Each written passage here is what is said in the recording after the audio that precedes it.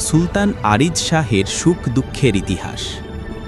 দূর এক মরুভূমির রাজ্য, নাম তার নুরাবাদ। সূর্যের আলোয় সোনার মতো ঝলমল করত রাজপ্রাসাদের গম্বুজগুলো। সেই রাজ্যের রাজা ছিলেন সুলতান আরিজ শাহ, এক সাহসী, ন্যায়পরায়ণ ও আল্লাহভক্ত শাসক। আরিজ শাহ ছিলেন এমন এক রাজা যিনি যুদ্ধ জানতেন কিন্তু যুদ্ধ ভালোবাসতেন না। ক্ষমতা তার হাতে থাকলেও অহংকার কখনো তার হৃদয়ে ঢুকতে পারেনি। শৈশব ও প্রতিজ্ঞা। আরিজ শাহ ছোটবেলায় ছিলেন রাজপুত্র। তার পিতা সুলতান রাশেদ ছিলেন কঠোর কিন্তু সুবিচারক শাসক। একদিন সীমান্তে যুদ্ধে পিতা শহীদ হন। তখন আরিজের বয়স মাত্র 12। সেই দিনেই রাজমসজিদের সামনে কুরআন ছুঁয়ে আরিজ প্রতিজ্ঞা করেন, আমি এমন রাজা হব যে অন্যের কষ্টে নিজের ঘুম হারাবে।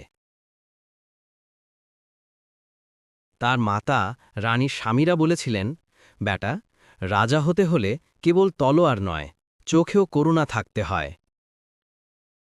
এই কথাটিই হয়ে উঠেছিল আরিজ শাহের জীবনের মূল মন্ত্র। রাজত্বের শুরু। যুবরাজ আরিজ সিংহাসনে বসার সময় রাজ্য অস্থির। সীমান্তে দস্যু হামলা, প্রাসাদের ভেতরে ষড়যন্ত্র, রাজকোষ ফাঁকা, কৃষকরা করের বোঝায় পিষ্ট। কিন্তু আরিজ শাহ একের পর এক সাহসী সিদ্ধান্ত নিলেন। কৃষকদের কর অর্ধেক করে দিলেন, সৈন্যদের মধ্যে খাদ্য ভাগ করে দিলেন, মসজিদ ও মাদ্রাসায় বিনামূল্যে শিক্ষা চালু করলেন। কয়েক বছরের মধ্যেই নুরাবাদে শান্তি ফিরল।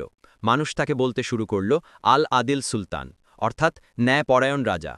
এক অভিযানে সুলতান এক গ্রামে এক দরিদ্র চিকিৎসক কন্যা জায়নাব এর সঙ্গে পরিচিত হন। জায়নাব তার আহতে সৈন্যের সেবা করছিলেন। সুলতান তার চোখে দেখলেন দয়া, ত্যাগ ও ঈমানের আলো। তিনি জায়নাবকে বিয়ে করলেন আর